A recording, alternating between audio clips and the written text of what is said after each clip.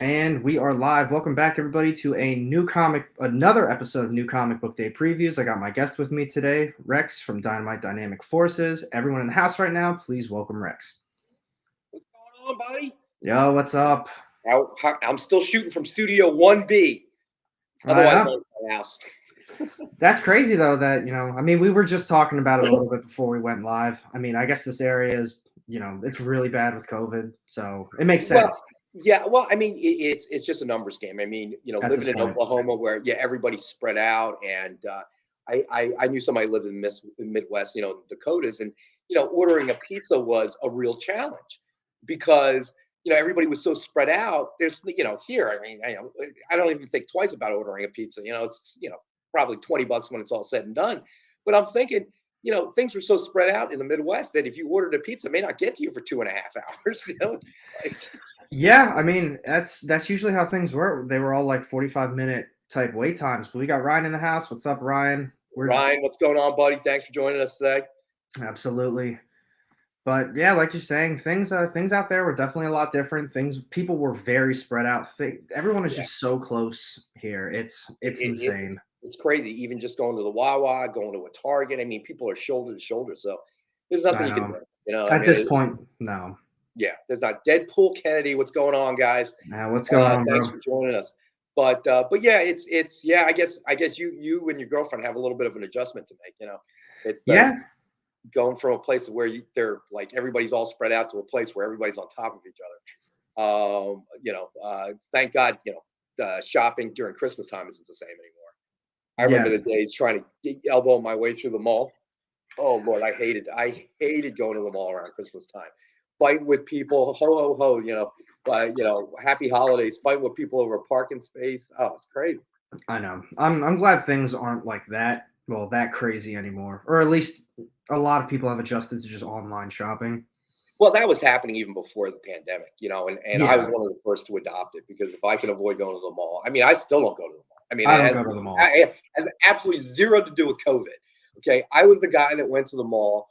I would map out the closest entrance to the store I want to go to.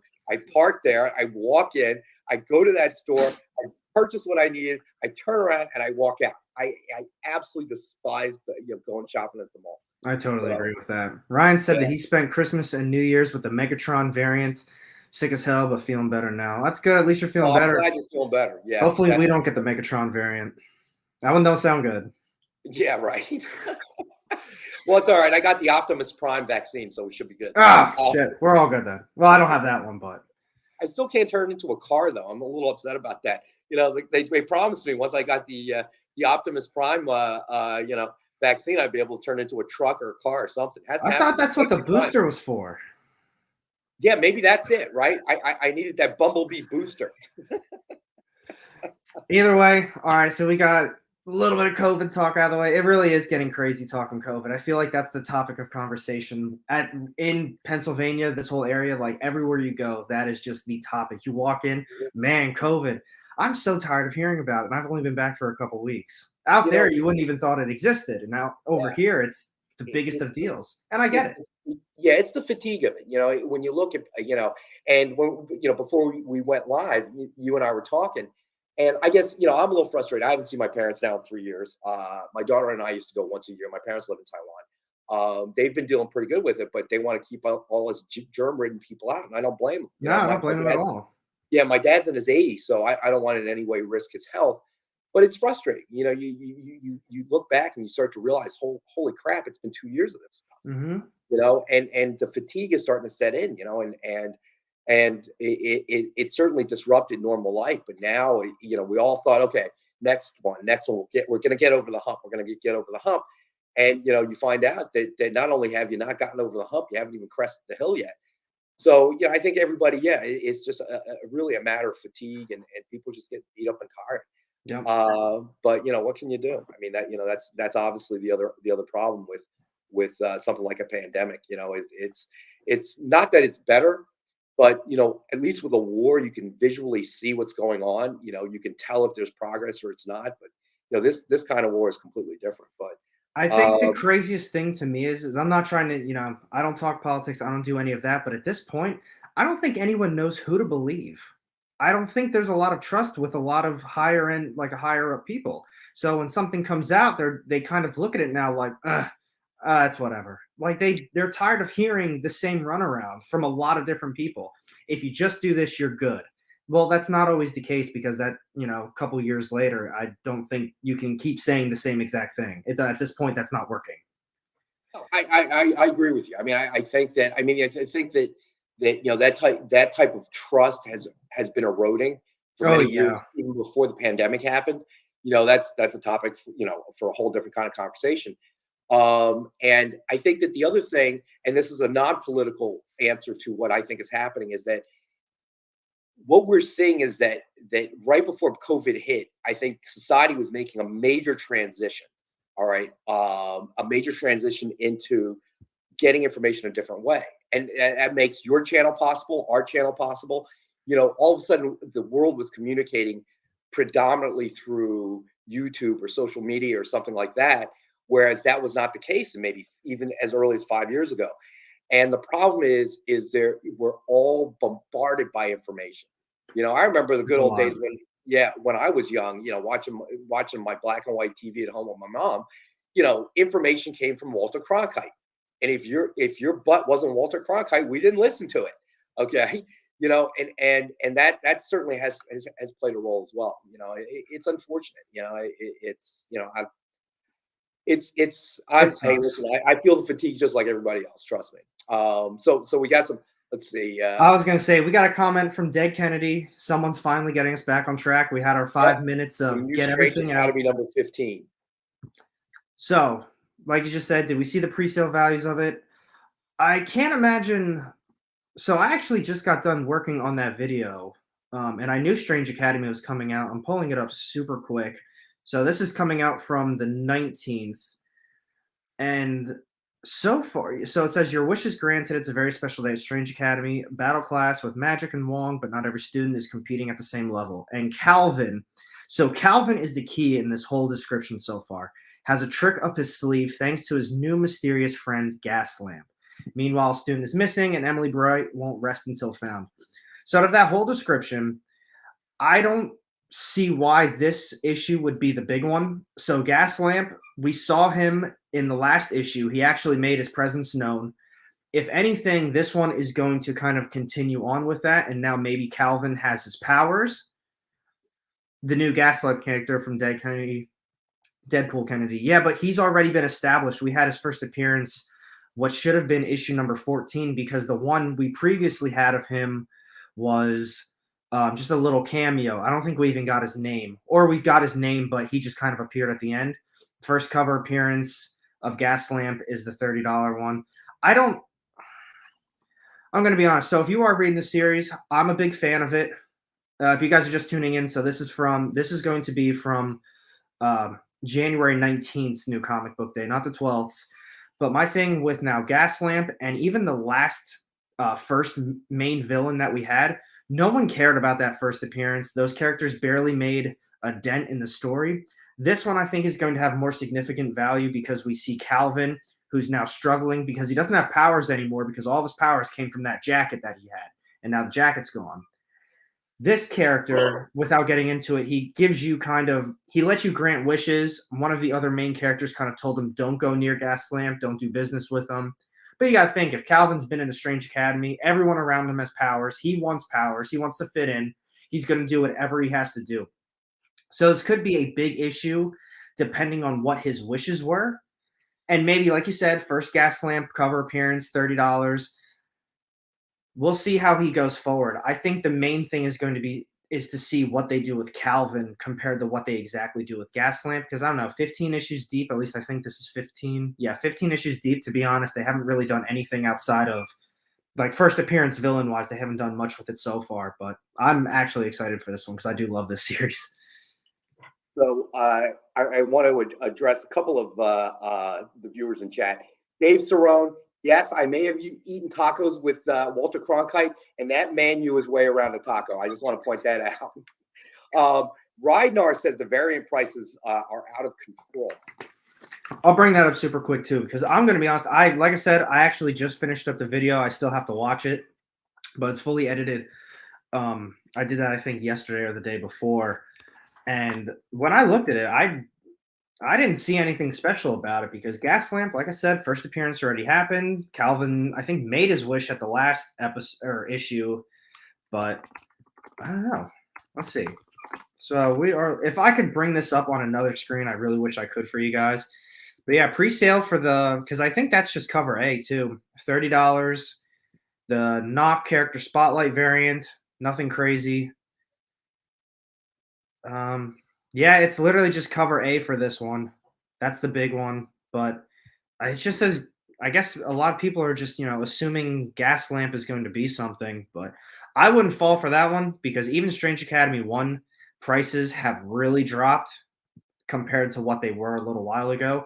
This series, until it does something significant, I wouldn't put a ton of stock in it. In the beginning, I said when it first came out, I said definitely grab a couple issues of number one because you got to think this thing. If you're reading the series, it screams Marvel's version of Harry Potter. It seriously does.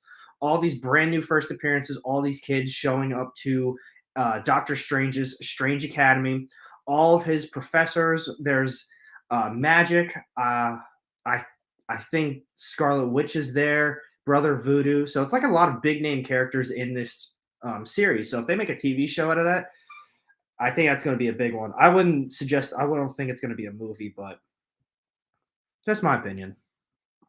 Well, I mean that's interesting. It's also going to be kind of dependent. Well, would it be if they turn it into a TV series? Would it be live action? Would it be animated? Because that becomes a big question. Because how are you going to fill the roles? You can't recast Doctor Strange at this point. No.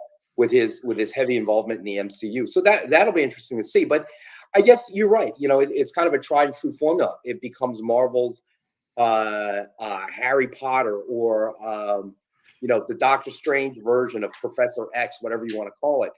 And in theory, that opens up a lot of doors for you to introduce a lot of different characters, introduce some heavy hitters as well along the storyline.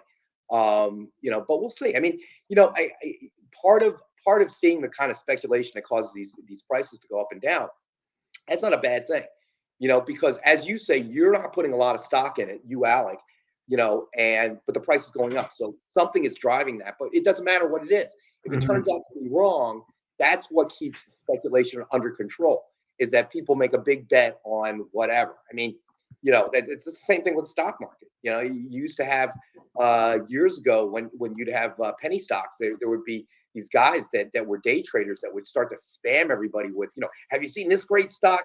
So on and so forth. And they would try to trigger it. And then, when it hit its peak during the day, they would try to dump it, so it's the same kind of game. I remember that. Yeah, it's the same kind of game, but that's part and parcel with it. I think that's not necessarily a bad thing. It is, and it's in and of itself. I know comic purists look at it as a bad thing, but in my view, it helps the industry grow. So I'll give you an example. Actually, I give you an example from our own show, believe it or not. And I've seen it happen with your show, and I think it's in and of itself, it's not a good thing. So we see all these guys that show up, and sometimes I guess it's Russian show up in the chat and stuff, and then you guys monitor that. You monitor, or Robbie monitors, or our producers over the experience, and then you eliminate that. That's annoying. It's irritating. It's extra work, but it makes me feel like, okay, well, we've got an audience, because those Russians don't try to hack or spam stuff that nobody watches, right? Yeah.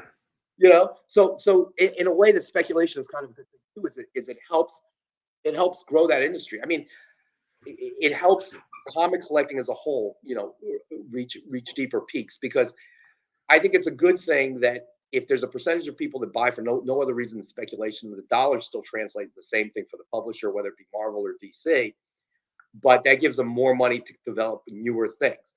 And ultimately that benefits the core collectors, the core readers as a whole. Now you have more to pick from, and that's never a bad thing to me. Mm-hmm. No, I agree with that. It brings a lot of new people in because, like Deadpool Kennedy just said, have you seen the prices? $30 for that cover. I was like, no way. So imagine all the people who don't know that series or don't know that character. They're going to look into it a little bit more, and for all we know, they're going to be like, wow, this is actually a great idea of a series. Maybe they start buying up the rest of it. Maybe they buy the trade Maybe they do. paperback. So Yep. all because one issue, maybe just from just like the pre-order sales are high, that's going to get them involved in the actual series. And then going forward, it's got more readers, maybe makes it a little bit bigger. So like you said, I think it does help. I think a lot of fans, like maybe myself or someone who doesn't have the series already pre-ordered, they might look at that and be like, man, this sucks. Like, I don't have it on my pull list. I don't really have a pull list, and now I can't even get it at a reasonable price. But if you look back a little bit, even on eBay, just even a couple days ago, January 6th was the first one that sold for 30. But then January 2nd, going back, it sold for about $5 and $4. So pretty much cover price.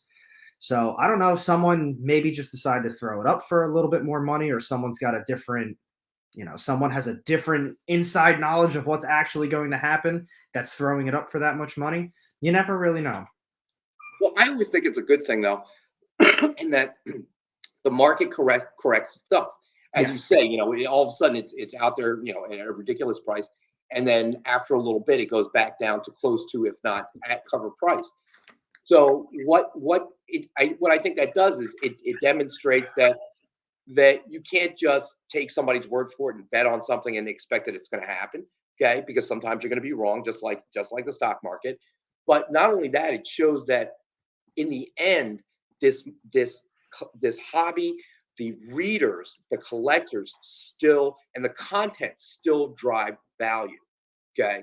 So you can catch us every now and again and make us get all excited about something. Oh my gosh, next thing you know, cover A is at $30, but then cover A drops to $5 or lower.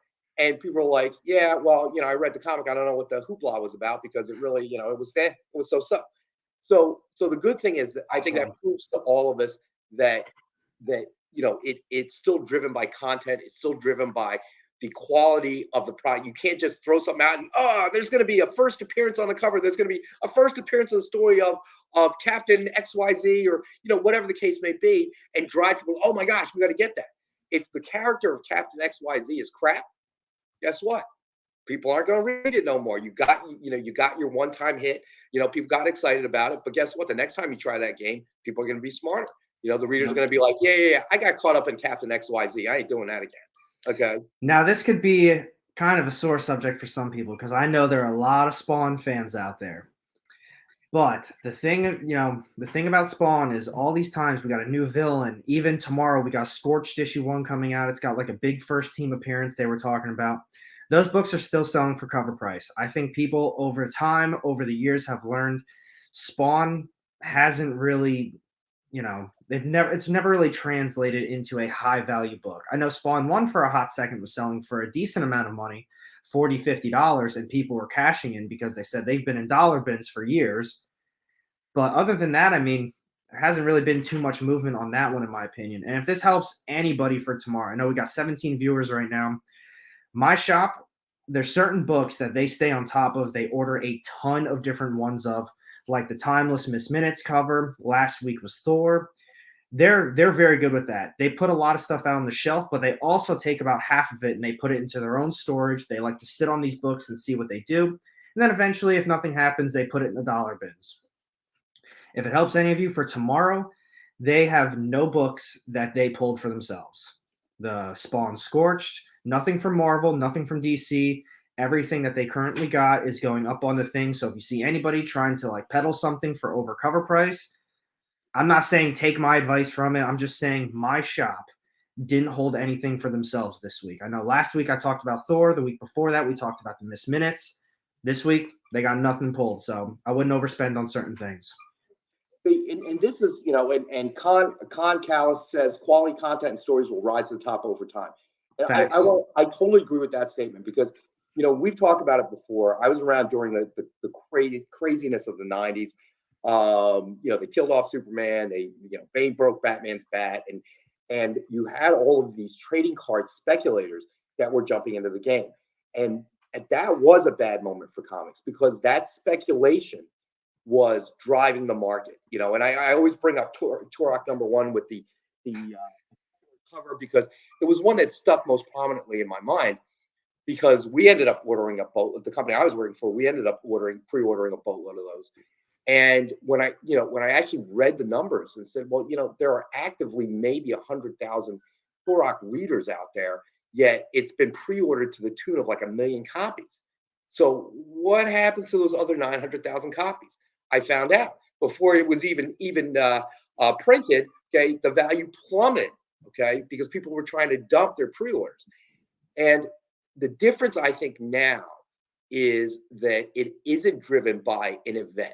Okay, and that's part of it is thanks to that period in the 90s and thanks to a more sophisticated, educated comic reader. Okay, and the fact that it's become the source material of so many movies and TV series, and That it's too. become right. It's become more of a mainstream sort of topic. And no, you're not going to just you'll con a few people every now and again, but you can't just create a specific event or create something that as I think we talked about in your last show, first cover appearance, first appearance in the comic. You can try to do these things, but ultimately, and people will get excited about it in the short term, but ultimately, you still have to provide that quality content. The story is still got to read well. It's got to make sense. It's got to appeal to people. There has to be something magic there. I mean, Stray Dogs, which I know you're a fan of, could very easily have been taken as, well, that's just a gimmick. Okay, you're just gimmicky. Who doesn't love cute dogs? I mean, we all spend more hours than we should, watching videos of dogs and cats and all this. Of course, it's a no-brainer. Throw a cute dog on there, and of course it'll sell. But why does it keep selling? Because the story, the content quality is there. Okay. Yes, it is cute. Yes, you did try to hook us with cute pets, but how are you going to keep us? Yep. Okay, that's the trick. I'll go to that tent for a free beer sample. If the beer's crap, I'm not buying any of it. Okay, but if Yep. it's good, I'm like, hey, can I grab 2 or 3 more of these little sampling things? And where do you actually sell this beer? I like that. Yeah, it's the beer still got to taste good in order to keep me in that tent. Otherwise, I'm swallowing your crappy free sample, okay, and I'm moving on to the next beer tent, okay. Yep. So that to me is the difference today. I think in the comic book industry, as opposed to the '90s when things were getting just out of control and getting crazy, was that it was driven by the event in the '90s. Now it's still content quality driven. So it's grown, but has not drifted from its roots. And I think that's really what's the most important thing. So to me, these type of speculation that we see from week to week or month to month, it's minor, because if the story's crap, guess what? That price is going to plummet. Yeah. And one thing that I do really like about that, you said where things aren't exactly driven by the event anymore. I think a lot of people are seeing that with Marvel events and how kind of crappy they are. I don't want to call them crap because I'm going to be honest, I'm picking some of them up too, and I am reading some of them. They're really not that bad. But as far as this week goes for Marvel, we've got Dark Ages issue number 4 coming out. I am absolutely a fan of that. I think it's been very good. The problem is what Marvel does is they have a couple issues, say they have about 2 to 3 issues. Death of Doctor Strange is another example deep. And now all of a sudden they start coming out with all these different tie-ins, like an Amazing Spider-Man tie-in. We've got the Devil's Reign tie-ins. And these tie-ins don't have anything to do with the main story, which is, why they call it a tie-in. It features a specific character dealing with something like that. And a lot of times I feel like my money was not, it wasn't worth the money. And then these events and these stories, for the most part, I'm not saying every single one of them, a lot of them actually don't have anything to do with the real thing that's going on in Marvel, because there's almost no continuity at this point. Like, we had the Death of Doctor Strange. They had the Strange Academy tie-in, and I did buy that because I love Strange Academy. And they were talking about shutting down the school. The next issue of Strange Academy came out, and none of that was talked about. And then I think the next issue that came out after that, they said, oh, yeah, they're in the process of shutting down the school because of everything that's going on with Strange right now. But that issue came out 2 issues after it already happened in the Death of Doctor Strange series. So either they got to fix their timelines a little bit as far as the publications, or they need to figure out what's really going on. Is it part of it? Is it not part of it? Because I'm not reading all the tie-ins, and I don't know. Oh man, see Winter, I did see some other comments, but I gotta stop talking for this one. He said cough, Darkhold cough. I did not even want to get involved with that. I saw how every single issue was basically a one-shot tie-in. I don't even know if there was a Darkhold series. I think it was like 3 issues mainly, but they were coming out with so many tie-ins that I just thought to myself, this is a waste of money. I'm almost feeling that same way now with Death of Doctor Strange. There's a ton of tie-ins. Dark Reign, I think, now has tie-ins coming out. It's either that or Devil's Reign. I'm mixing, or what the hell am I even talking about at this point? Dark Ages. I'm sorry. I'm mixing up the words even. I'm not sure if Dark Ages has a tie-in, but I know Devil's Reign does. And I'm thinking, do I just stop reading it while I'm ahead? Because maybe I won't get the full gist of the story. I don't know. I have a hard time really supporting a lot of the Marvel just event stuff. They're always a letdown. The tie-ins are always a letdown. And I don't know. Just my thought. Right. No. I agree with you there. I mean, and then that goes back to what we were talking about. But I want to bring in what some of the viewers posted on chat. So, like Ryan was talking about, how do you feel about the process? Yes. For slabbing books. Best money for grading books. Best cost for grading books rather. And then of course Dave chimed in. We missed you yesterday, Dave.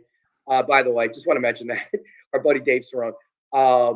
Dave brings the real winners of CGC and CBCS. They will just keep slapping non-value books that many haphazard collectors will be stuck with for 5 years. I would agree with that. I would totally agree with that. That yes, there's going to be your amateur speculators who think they're going to make $1 million because oh my gosh, it's like I got the issue of Amazing Fantasy or stuff like that, or whatever the case may be, and that's not the case. And eventually they're going to figure that out when they've paid, I don't know what the cost is at CGC anymore. Well, it's expensive. They just upped it again. Yeah, $15 to $20, something like that. And depending on value. See if I can find it quick. And these people are gonna pay $20 to get a $5 book, graded and slabbed for whatever reason. And eventually when they discover that, they're gonna stop doing that as well. And if anything else, maybe it's some of these people just like having their comic slabbed and having a piece of plastic. Well, how long do you think it'll be before somebody comes up with, we're not grading it, we're just slabbing it for you, type of service kind of thing. And for companies like CGC and CBCS, I also believe that the market will dictate what happens because enough of these people get burned and they're paying $20 to get a book slab that in 5 years will sell for $5 or less. Okay. They're eventually going to figure that out and that business will be gone, so they have to stay true to what service they're providing. What service they're really providing is giving you a quote unquote third party empirical measurement of the grade of your comic. Okay. And if your comic is not worth a certain price point, as a collector, you should know I'm better off not getting it slabbed. But if you get a book that's $5 and you slab it and you pay $20, now you're in it for $25 on the hopes that one day that will take off. Well, you're taking a chance just like anybody else. Okay, more power to you, and I can't blame CGC or CBCS for taking that money.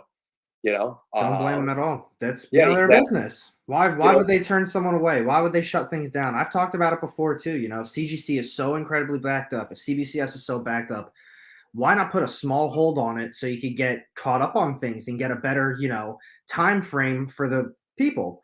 But if people are just going to keep sending in and saying, I don't care if they're backed up 8-9 months, I don't need this book right away, then all power to them. Absolutely. Here's the best example I can give you. Okay. Oh, look at that. We got one of our Russian spammers already. I was gonna say, hello there. You made it. Hey, you made it. That's a sign of respect. When the Russian spammers are trying to get into chats, that means you've hit the big time, brother. I made it. So I guess the best example I can give you is imagine the tattoo artist. Some guy comes in and says, yeah, I want you to put, loser on my forehead. Okay. Oh, yeah. The artist is like, whoa, you sure you want to do that? Okay. You want to put loser on your forehead? Yeah, that's what I want to do. Okay. Guy comes up with the cash. I'm the tattoo artist. What am I going to say? Loser it is, brother. Sit back in the seat. Here we go. They're going to say, how big do you want it and what kind of font do you want? Yeah, exactly. That's my point. It's like, sit on down, brother. You want something to drink? Yeah. They don't care. I mean, exactly. So what can you do, But that's kind of the way I look at it. But I'm happy about what seems like being supported, obviously, by the MCU and the DC universe, and the stuff they're churning out. And not everything works. I'll be the first to say that. Eternals, obviously, they missed the mark with that one. That just didn't seem to really work for a lot of different reasons, maybe. it was not as well accepted as say Spider-Man No Way Home, or Black Widow or whatever. Sometimes you throw it and it doesn't stick to the wall. But the fact that there's a concerted push that just grows everything. I mean, not everything's going to be wonderful. Not everybody's going to be gushing about it, but that's not necessarily a bad thing. And yeah, and what's happening now is when these Marvel or DC, they stumble like this, they're beginning to discover, okay, you know what? We can't just throw crap that comes out of comic books up onto a screen, or throw try to manufacture events or first appearances and throw it into a comic, because these guys are going to figure it out. You'll get maybe one shot, maybe two shots, but after that, people, thanks to guys like AR and his shows and his reviews, people can start figuring it out. Like, you know what? I'm not falling for this for the fourth time. This is crap. Okay. So I really feel like it kind of shakes itself out, and I think that's a good thing, because the same way that our friends the Russian spammers, once you have things like that happen, that means that you have enough eyes, you have enough of an audience that somebody wants to take advantage of, right? It's my whole theory. Notice nobody ever counterfeits a $1 bill. Why? The cost of counterfeiting a $1 bill is way more than $1, right? Yeah. So if you're gonna try to counterfeit something, you do something that's worth your time and effort. Same thing here. So again, it's not Darkhold is a perfect example of that. Yeah. And now that's kind of the way that I see the universe, as it's developing. But I think it's all, it's not all positive, but I think it's definitely moving in the right direction. I think so too. In the 90s, yeah, we were all waiting for that bubble. Yeah, in the 90s, we were all waiting for that bubble to burst, because we were all sitting here like, okay, you killed Superman, you broke Batman's back. What's next? You're going to drown Aquaman? I mean, what's next? You're waiting for it, and then everybody kind of realized, well, this is just a gimmick. They're going to bring him back, which they did. Okay, shockingly. Yeah. That's how I feel about everything in Marvel. Oh, you killed him? You didn't kill him. It didn't happen. He'll be back, or she'll be back. Well, that's the whole point, though. Is that Mr. Minutes. That is a very good point. And Kirby's art definitely overshadows that book. The storyline was never that great for the Eternals. I agree with that.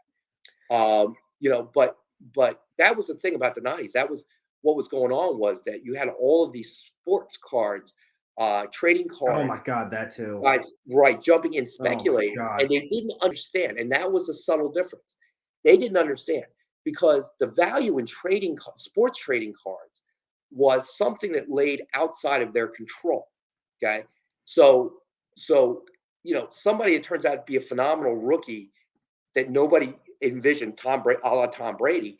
Okay, turns out that nobody thought this prospect was going to be anything, so we don't even have him in our rookie set, or it's series 2 or whatever. So we didn't print enough of them because we thought the guy was a scrub. Okay, everybody that thought Tom Brady should go in the 6th round, yeah, so you were wrong about that one. Yeah. And so now you're scrambling back, and the manufacturer, the trading card companies, can't go back and reprint the card because they have to admit it's a reprint, right? So the value of that card is much less than the original rookie card. What they didn't understand about comics was that it's not the same. It's the content-driven stuff. It's is the story really good? Is the art really good? But that was a subtlety these guys didn't understand, because they would just look at the news every day. Well, how did so-and-so do? Oh my God, he's going to be rookie of the year, blah, blah, blah. All these things outside of your control, but in that athlete's control. But here they thought, oh, well, what sells is first appearance. What sells is this, what sells is a major event, not realizing that, killing Superman is really not a major event, because he's not a real person, guys. Okay. He's a created character that they can kill, bring back, kill again, bring back. Okay. Put in time, put in an alternate universe. They can put him anywhere they want. Yep. Okay. But the story describing that, the story talking about, how he was killed or whatever, the quality of that story. Okay. And that's why they missed it, was because that's a more of a subtle drive. But now I think it's well defined, where it wasn't in the 90s. And I think, I'll give credit where credit's due. The movies, the TV series, the expansion of the MCU, what Marvel did to try and keep that all linked together, I think played an incredible role in making it, and giving it the legs that it had. and that content was the driver. And once the content becomes a driver for the comic book universe, then it works. That's what I really believe. But of course, you're going to have bad ones. Yep. You know, that's part of the process as well. You know, because if you don't have bad ones, how can you tell which one are the good ones? I agree with that too. Now, before we start talking about more comic related stuff, I do actually want to answer. Hopefully, Ryan is still in with his question of where was it? I want to bring it up. How do you feel? I know I put it up on the screen before, and then we, as always, we go off talking about everything, honestly. So how do you feel about the process? Best bang for buck, stuff like that. So Ryan, hopefully you're still in here. All right, cool. Yeah. So my thought is I also have a dealer account for CBCS. There's a lot of times that if I have something that I truly do like, I love it. This is something that I hold, kind of just dear to me. I will send it to CBCS because I do trust them. I like their cases. I know a lot of people dog on them for their labels. Not a bad label, in my opinion. CGC's does stand out a lot more, though, so I will give them that. But that book is mine. I'm happy with it. And even right here, I got my CGC slab of Resident Evil. It's only an 8.5, but I will never sell this. I'm a huge Resident Evil fan. I found this promo of a game that I grew up and loved, of a TV, well, not a TV show, but a movie that they were good for the time. I'll give them that. The new ones are whatever. But that's how I feel about CBCS. There's a lot of people who are going to argue that their slabs do sell for less than CGC. I think that comes down to, I guess if you're a good salesman, can you, it comes down to all that. Do you have a lot of people who already trust you as a seller? Have people bought from you before? If you're just the run of the mill, I'm throwing something up on eBay. What I found, CGC typically does sell for more money because people see that as the bigger company, because people look at that stuff, maybe they're new to the game, maybe they're new to flipping, maybe that's their new thing, but they see CGC as the gold standard. As far as price-wise, CBCS is definitely cheaper, especially at this point when or CBCS is definitely cheaper. AR just said CGC slab for CBC. Easy. Oh, yeah. But it shows how much of a lack of CGC has on the market in the conversation. Yeah, I even mixed it up because CGC technically is the gold standard from it. But with CGC then is people look at that as, like I said, the gold standard. They look at that. That's what they want. They want that nice label. They even started throwing some superheroes on some of the labels, and then they said, yeah, we're going to retire that label. Now you can't even get that label anymore. That's great marketing. That's super smart on their end. Turnaround times, I'd say they're both screwed at this point. I heard for a quick second that CGC got their stuff together while CBCS was still very behind. I don't think that's the case anymore. People are still complaining about the length. Maybe that was just a quick thing they were testing with certain packages or tier groups. I'm not 100% sure on that. But like I said, I think it comes down to what you personally want to do with these books. And I also look at it as, so before I get into that, basically, is the book for you or is the book being sold? Then it's going to come down to whether or not you like the label, the slab more, and what's financially feasible for you. Other than that, if you want to look at the book itself, I like to kind of think of it as more of a tree. So are you selling the book? Yes or no? For the most part, then CGC, probably depending on the type of book it is the way to go. Is it a modern book? If it is a modern book, is it going to be a 9.8? Or can you basically guarantee that this book is most likely going to be a 9.8, or something happens and then it's a 9.6? If it's anything under that, I would not send it in. Because at that rate, there's a chance that you can still find these books on shelves. You can find them sometimes even in dollar bins. Like, they can be had if it's a modern book. Bronze Age is a little bit different. A 9 is definitely nice. If it's an 8 something, sure. 7, that's when I start to think, all right, this might not be worth my time to send in if I know it's going to come back around the fine, very fine range. Now, if it's a Silver Age, that's definitely a different story. Is it a no-name book, Silver Age? I'd probably still send it to CBCS because that book might hold value to you. Now, if it's a huge book, say, I was just talking about Avengers 57 the other day, that's, First Vision. If that's a low-grade book, that's still a major book. I'd probably send that to CGC. I would make sure it gets cleaned and pressed. But that's what I'm saying. It comes down to what you personally want to do with these books.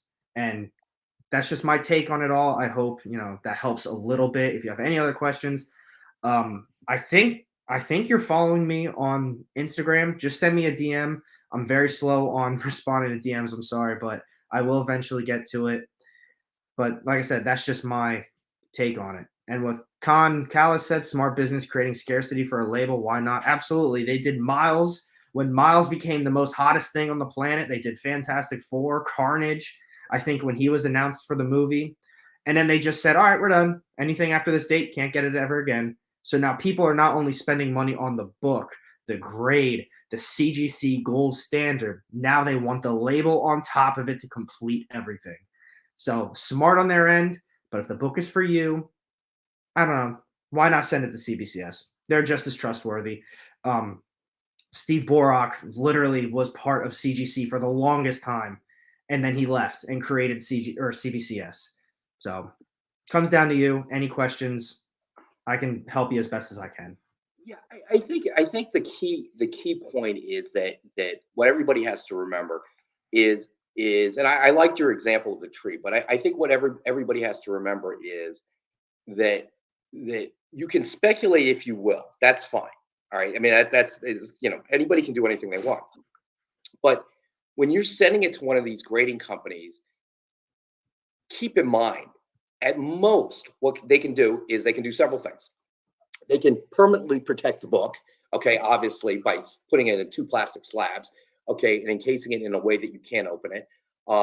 So that's first and foremost. It gives you a standardized kind of opinion or third-party opinion on the condition and the grade of the book, thereby making any further sales much more easier to determine. You just have to negotiate what the buyer and seller think the right price is. You're not negotiating, well, no, you think it's a 9, but I think it's an 8.5, and you take that out of the negotiation. So it makes the negotiation that much faster. Okay, and the reason that I believe that CGC is currently same grade, same book, is fetching more than CBCS is the same thing that came out of trading cards, where the whole coins, and then not too shortly after that, trading cards was really the birth of the grading system. Okay, slapping something in plastic, putting a number grade on it, to kind of standardize that part, is that eventually it's going to be the same as anything else. If there's enough of a business, CGC and CBCS will eventually have competitors. Now, those competitors, their grades, same grade, same book, is going to fetch less. Okay. All right, but that's still, I love the way the market will work itself out, because it really only becomes relevant at the top tier of the grade. Okay, so if you have a CGC, let's say 7.5, let's say and I'm just picking numbers out. I'm not, this is not data driven at all. I'm just plucking numbers out of my head. So a CGC is 7.5 in the same book, and CBCS is for the same price, it needs to be an 8.5, and then for the new company, company X, it needs to be a 9.5 to fetch the same price. Eventually, you see how that works? Yep. All right, it's still just an arbitrary number. So the market will determine the value, based on a lot of things. Is the graders at CGC really better than the graders at CBCS? I don't know. That's the thing. Yeah, exactly. But does CGC, because it's been around longer, it's the first grading company to come out and really, make a massive impact in comic book grading, will it fetch more because of that reputation? Yeah. Okay. And that's not going to last forever. At some point that's going to shift as well.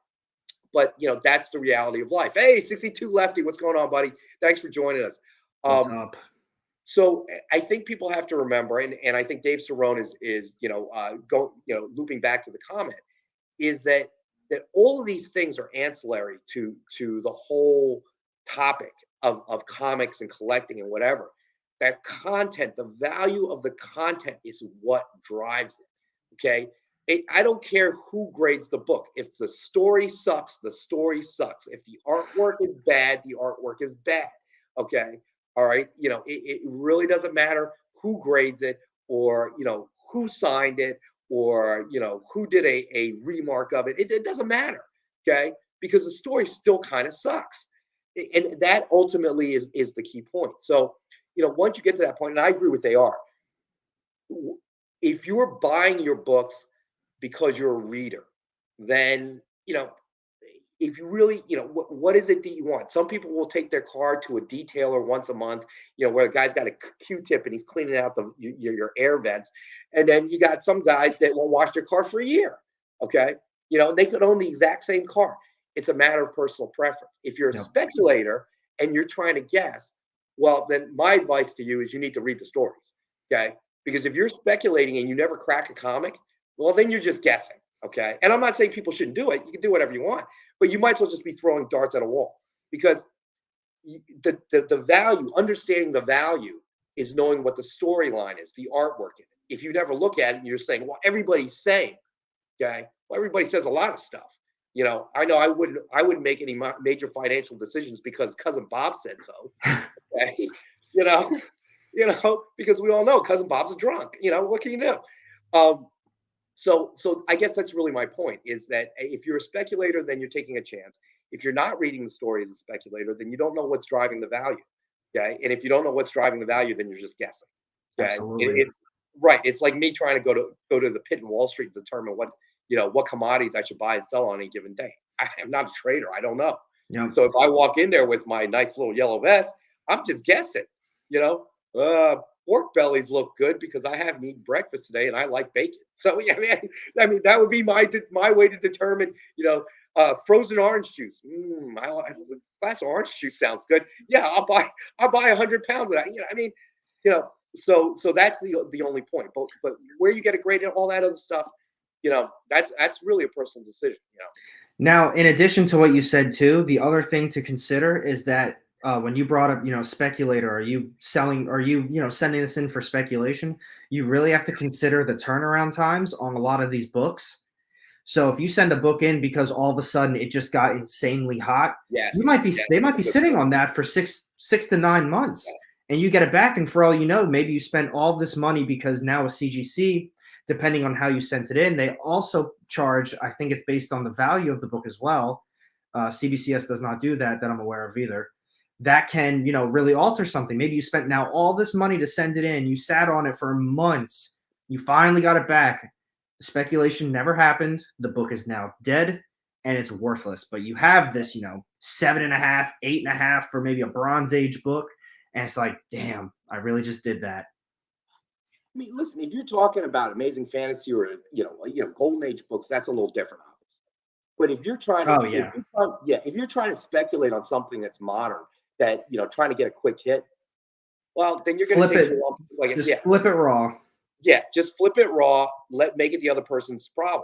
Because that's really that's equivalent to day trading. In comics. Yeah. All right. So if you're going to day trade, which I'm not saying is good, bad, or I'm indifferent, but if you're going to do that, then the secret to day trading is you got to be able to turn that stuff fast.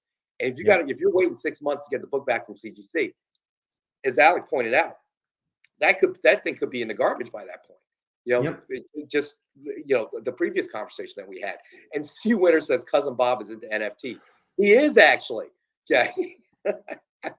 So, I mean, to me, I see certainly within the last 10 years, but probably longer than that, I'm marking, when in the 90s, when I guess comic collecting turned into an actual livelihood for me, where I worked for an actual company, and watching what happened then as to watching what's happening now, I just see a fundamental difference, and it's a good one. I feel that now we got legs. Now we've got enough people interested in the universe itself, regardless of whether they're actual comic book readers. Okay, eventually a percentage of them will cross over. It's just, they're like, wow, these movies are really great. They find out where the source material is. They start reading. They get caught up in it. That to me is the most important thing. You can't have a hobby full of speculators. We saw what happens, in the 90s. Okay, we saw what happened 6 months to a year ago too. There's 100 different channels out there, all pumping either the same book or multiple different books. Mm-hmm. And now it's like, all right, well, this person who's huge said this book is going to be hot for this reason. Now we've got all these channels who are kind of middle tier channels saying the exact same thing. For someone with not that much knowledge, that's, like you said, a day trader equivalent. That's like, ooh, I want this quick flip. This looks like a reasonable price because based on these channels, it said it's selling for this, and I can buy it for underneath that. And then nothing happens with it. So we saw what happened about a year ago, and I'm kind of happy that it's not really going that way anymore. I don't believe anything like that will ever really be able to have any legs anymore. So somebody brought up earlier about, well, you brought it up, but somebody commented on it about CGC making, the limited label. Okay, that's manufactured. That's manufactured value. Yes. Okay, and in 20 years, nobody, I promise you, nobody's going to be in the market, in the comic book market, trading for the CGC labels. Okay, it's just not going to happen. But Mhm. I don't know. Imagine 15, 20 years down the line and say Miles Morales, this is a pure shot in the dark. Miles Morales actually is that next AF-15 that, people were speculating. Because people have been saying that, like, oh, Miles, this Ultimate Fallout 4 is going to be the next Amazing Fantasy 15. We'll see how that turns out depending on what they do with Miles. But say 15, 20, 30 years down the line, it does have legs, and now it is starting to be like a $5,000 to $10,000 book in a 9.8. But now all of a sudden someone's like, well, you know what? I got the Miles label on it too. So that could actually bring in a lot more money for a certain value book if they only had it for, say, a couple months in the year of 2021 during a pandemic. Well, let me say this, okay? I believe that what you say is possible. So Miles Morales becomes that defining moment for that character for the title, and they put it on there, and then it carries the Miles Morales label on it. So it sees a bit of a premium. But here's the key, okay? It'll never carry more than a bit of a premium. Here's why. Because why is Miles Morales going to redefine the origin of Spider-Man in that sense? Why will he become a new Spider-Man? Because the story has been engaging, the character has been engaging. Okay. It really has no, the art has been phenomenal, in my opinion. But again, those are the things driving it. So it's going to matter to a small percentage of people what that label carries, but ultimately it's the book itself. So I'll give you another example. Okay. So let's take the Amazing Fantasy example. If they started a new label, do you think that a Amazing Fantasy 7.5 would trade higher with that label as opposed to not with that label? No, I Probably don't think not. so, because people are like, well, I don't give a crap about the label. Great, They just label's want cool. it. All right. I want that book. I believe the same thing would happen there. You can only manufacture collectability for a short period of time, and then it craps out. I give you a perfect example. I maybe a little bit before your time. When I was growing up, every TV channel had collector plates. We're only going to make 2,000 of these, and then we're going to break the mold. Okay, so there will only ever be 2,000 of these in existence. A little before me, but I agree. Guess where the market is for those plates today, Alec? Probably nowhere. 0. And you can't even eat off of them because they had lead paint on them. Okay. All right. So you can't even eat off those crappy ones. Hummels are another example. Okay. Hummels used to be the huge collectibles, and the market crashed. Okay. We're only making 2,500. We're only making, that's great. Can that have an effect? Yes, it can. Okay. For example, if there were only ever 100 copies of AF out there, we know that the value would be 10 times what it is today. Oh, yeah. Okay? If we knew that. So to a certain extent, you can, but you cannot solely depend on that. You can't take a crappy comic, make it limited edition, okay, and it's going to sell. But you take a good comic, you make it limited edition, it's going to sell. Why? For the same reason, okay, that drives the value of every comic. It's got to have quality content. If it doesn't have that quality content, it's still just a crappy book.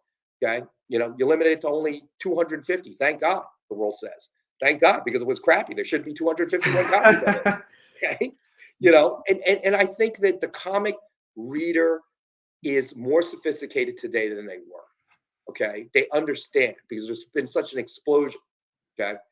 And of course, the companies out there, that's what licensing is about. They're going to try to, get you to spend your dollar on anything they can come up with, but ultimately that's why I'm so optimistic about the industry today, because I believe that the quality of the content is what's driving the market, but there's always going to be ancillary stuff, right? I agree. but that's what's truly driving the value now, and that's right. That's good. That's what it's supposed to be about. That's what is valuable about each issue of every comic that people enjoy. And crappy is still crappy. You can dress it up, but it's still crap at the end of the day. Big steaming pile of it, unfortunately. You're right. So, but oh my gosh, we're at 4:56. I was gonna say we're coming up in the hour mark. I actually wanted to end it on that note because that was all like a hell of a comparison to like how things were, how things are trying to be talked to now. Like I really like that. Until I brought up the steaming pile of crap. That probably was that's still good. But on a serious note, I know we talked about a lot of different things today. We didn't really focus on too many upcoming new comic book day stuff. We talked about it a little bit, but I'm going to be honest, this week, while there does seem to be a lot of books coming out, there's not really a ton of not just speculative ones, but just bigger ones. Like we mentioned the Scorched one for a little bit. Undiscovered Country 18 is coming out from Image. That's going to be the end of this arc. There is a Department of Truth 15 coming out. And then for Marvel, there's no really big heavy hitters coming out either. Same with Boom Studios. They're having a super light week. I think Dynamite only has 3 books this week too. So we didn't really dive too much into that. But since you guys are here right now, I know I've told you in the past, get ready. There's going to be something a little bit bigger coming, like another live stream. So I'm not telling everything just yet, but I'll give you a little bit of just some hints for it. It's going to be a weekly live stream. That's going to be happening. We're still hammering out the date, but I think it works for us every Thursday, and it's going to be with 2 other guys. So you guys can make your guesses on who it's going to be, go from there, and I'll just kind of, give you a little bit more hints from there. And the cool thing is what we're going to do, we're going to cycle through everyone's channel. So it's going to be like, say, a month on my channel, a month on their channel, and then another month on the other person's channel. So it's going to be a lot of fun. We've got some really OnlyFans. Low key, I might already have one of those. I'm kidding. I don't have one of those. Big money, they say, Alec. I know. If I had nicer hands or nicer feet, maybe I'd consider it, but we'll see. But seriously, we've got something really good coming your way for a weekly live stream. I'm so excited to talk about it just a little bit more, but until we get a little bit more details, I'm just going to start releasing a little bit of things here and there. So stay tuned for that. And as always, you guys seriously make this. We love having this conversation, but you guys also make it. All the comments, all your opinions, everything that you're looking forward to, you want to talk about. I love interacting with you guys. I know Rex does too. Like, this really is a great time to just, be a comic book lover. There's so much cool stuff to talk about. I mean, every time we start talking, it's usually something that's been contributed by our viewers. A lot of times, yeah. And then you and I just kind of go off. But I mean, I really enjoy this segment, doing it with Alec every Tuesday, because we pretty much just talk about whatever comes to mind. In the comic book industry. And if you've watched AR's channel, you know that AR is always going to tell you straight up, what he thinks. And I think that's part of the magic of his channel, is that AR is never just going to tell you what he thinks people wants to hear. He's just going to tell you what he thinks. And there's an honesty there, and it keeps me engaged, because then I go ahead and I'm like, well, AR's saying whatever the hell he thinks, so I'm going to say whatever the hell I think too. Yeah, that's how it is on here. There's no filter. Yep, no filter. Talk about. I do want to remind everybody that AR and I will be back on our channel, The Experience, tomorrow from 6 to 8. We're going to have some great signed comics, as usual. Ken Hazer, sketch cover art, slab books, 9.8s, a statue, a bust. I think it's Red Sonja. I think. So whole bunch of stuff. Conversation usually continues as well with me and Alex. So hopefully you guys can join us. If you're watching right now and you haven't, please subscribe to AR's channel, help him grow. Hit that thumbs up, and again, we appreciate you guys. Absolutely. Thank you guys. Thank you again, Rex. I know you got a busy day, and I appreciate you taking the time out of your day to do this. Are you kidding me? It's like a break, really long coffee break. It's a fun one. It is at that, sir. It is at that. But I do appreciate your time. I really do. And I know everyone that's viewing does as well. This is a lot of fun. It is for me as well, buddy. So thank you. See you tomorrow night. See you then. All right. Thank you, everybody. Have a good one. Stay safe.